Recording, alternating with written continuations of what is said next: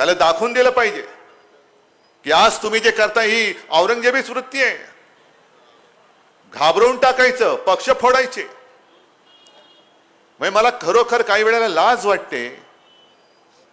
ज्या मातीमध्ये छत्रपती शिवाजी महाराज जिजाऊ सारखी दैवत जन्माला आली, आपल्याला अभिमान आहे की आपलं भाग्य आहे की आपण देखील त्याच मातीत जन्माला आलो.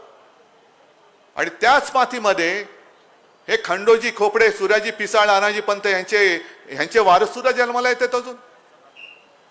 म्हणजे देवेंद्र फडणवीस परवा जे बोलले, काय बोलले? मी म्हणे बोललो तर मी पुन्हा येईन, मी 2 पक्ष फोडून परत आलो. अरे लाज वाटली पाहिजे तुला, 2 पक्ष फोडायची वेळ आली तुझ्यावरती.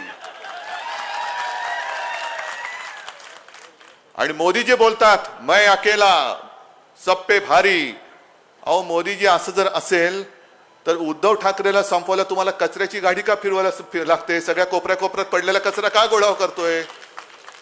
सगळा कचरा गोळा करतायत आणि उद्धव ठाकरेशी लढतायत. लढा. जर तुम्हाला उद्धव ठाकरेला संपवण्यात यश मिळत असेल तर लढूनच बघा. कारण गाठ ह्या माझ्या मर्द मावळ्यांशी आहे, गाठ यांच्याशी आहे. पण किती लांछनास्पद कामं करायची.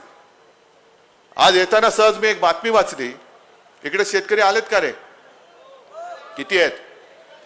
बरं तुमच्या शेतीला खत लागतं का बिन खताचं होतं? खत लागतं.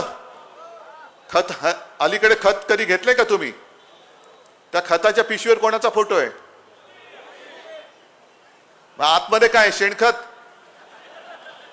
तशावरती फोटो छापायचा आहे. म्हणजे एखादं छान असतं सुलभ शौचालय आणि बाहेर यांचा फोटो.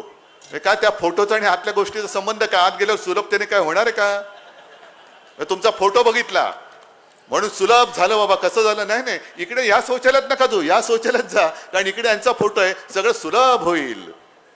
असं नाही होत कधी. पण खताच्या पिशवीवरती मोदींचा फोटो, आतमध्ये शेणखत भरले. आणि आता पंचायत अशी झाली की लाखो करोडो रुपये त्या पिशव्यांवरती मोदींचा फोटो छापण्यामध्ये यांचे वाया गेले.